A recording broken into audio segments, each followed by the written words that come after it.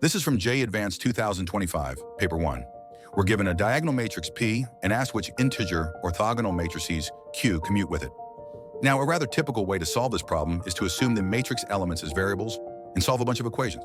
But let's look at it differently, through eigenvalues and symmetry. Since P is diagonal, its eigenvalues are 2 and 3. The eigenspaces are simple. The entire xy plane for eigenvalue 2 and the z-axis for eigenvalue 3. Now, an orthogonal matrix means Q transpose equals Q inverse.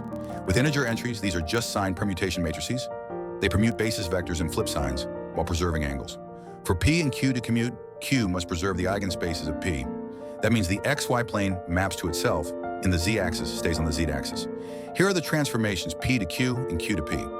Notice, they look the same. That's exactly what commuting means. So the final form of Q is simple. Either a diagonal matrix with plus or minus ones, or a block diagonal form with a 2 by 2 orthogonal part. That's the complete set of solutions.